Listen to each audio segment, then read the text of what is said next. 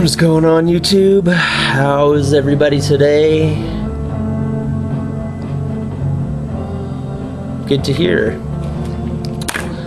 Today I want to talk about an album I just picked up earlier this week. It's by a guy named Aidan Baker. The name of the album is called Songs of Flowers and Skin. Aidan Baker is one half of the Canadian experimental drone doom band known as Nadja.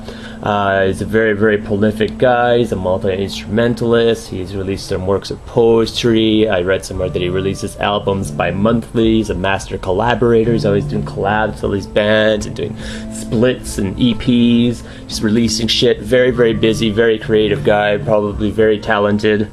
Well, not probably, he is. This album is 6 songs, over an hour long, but there is a long period of silence because it does that. The last song plays, quiet for a while, secret song comes on. This album I have here was released in 2010 on Beta Lactam Ring Records, but I read somewhere that it was also released in 2005, and that would make sense since a lot of these songs were recorded around 2002, 2005 in Toronto. The 2002 song was recorded live. This album also features, I think, either, I don't know, some sort of relative, brother, cousin named Lucas Baker on trumpet and someone named Sarah Glado on violin. Aidan Baker is known for, most of his work is kind of more down-tempo, more slow. It's heavy without being like heavy metal. It's heavy in atmosphere, heavy in mood and tone. It always has this kind of dark, cold, brooding vibe to a lot of his work.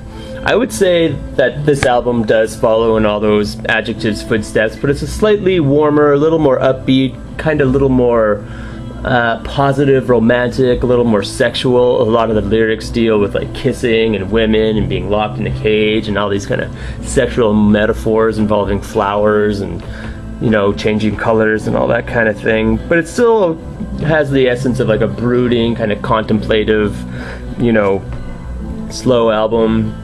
It does have a lot of elements of shoegaze, a little bit of post-rock, a little bit of experimental. Someone online wanted to call it doom gaze, but it doesn't really have any elements of like doom metal at all. Nothing really doom, no heavy riffs. Like I said, it's probably one of the more upbeat works you'd ever hear from Aidan Baker that I heard, from like the millions of albums that he has, and I just listened to like a sliver of them. But this was actually pretty good. Lots of lush orchestration. There's trumpet, violin, keyboards, you know, and of course electric guitar and drums and, you know, bass that you typically expect to hear on here. Another interesting thing about this album is the copy I have is a limited edition. I've got copy 167 out of 400. It's written in black ink, kind of hard to see. Not important. This is the only thing you get with the album besides the CD. It's just the lyric sheet and the track listing on a sleeve on the inside.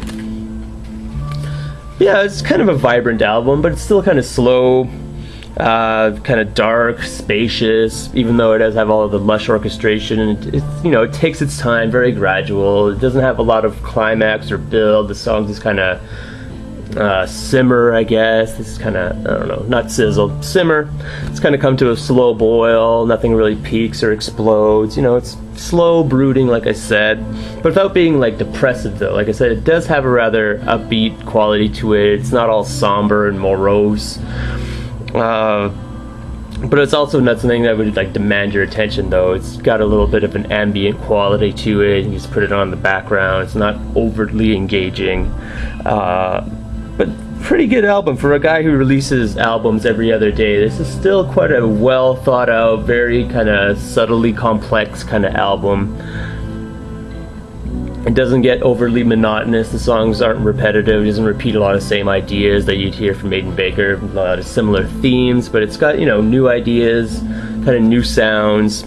A couple songs on here even incorporate a little bit of electronics. Has that kind of Nine Inch Nails-esque broken, I don't know, computer kind of sound, where it has that whirring, kind of staticky, clicky kind of thing. It's like circa, you know, the Downward Spiral.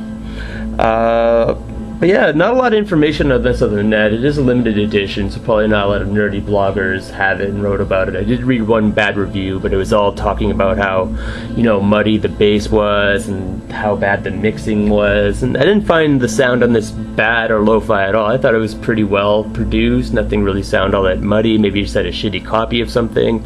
Maybe his speakers are busted. It did sound clear. The production was really good, even though the whole album was written and recorded and performed by Aidan Baker and the two other people I mentioned earlier.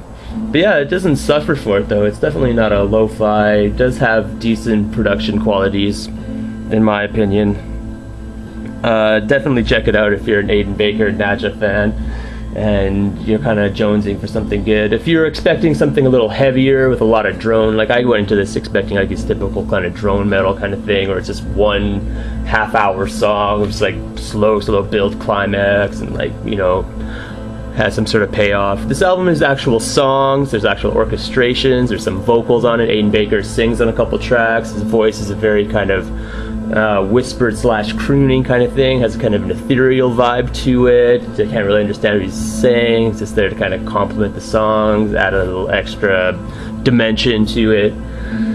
Yeah, that's pretty much all it is. Some pretty songs. Maybe Aidan Baker was in a good mood, probably just got a girlfriend, I don't know what was going back on in his life in 2005. Reminded me of Stars of Little Little, kind of reminded me of Team Sleep a lot. I don't know what else, reminded me of a couple other things, maybe a little bit of My Bloody Valentine for some reason.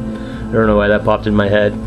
But yeah, cover art, just black, with some flowers, kind of hard to tell what's going on there. Just crumpled leaves. You get more of that in the back, some sort of like, I don't know, black and white garden, I guess, happening. And then I already showed you the inside, just some credits there, his website, and just Aidan Baker, some sort of down arrow.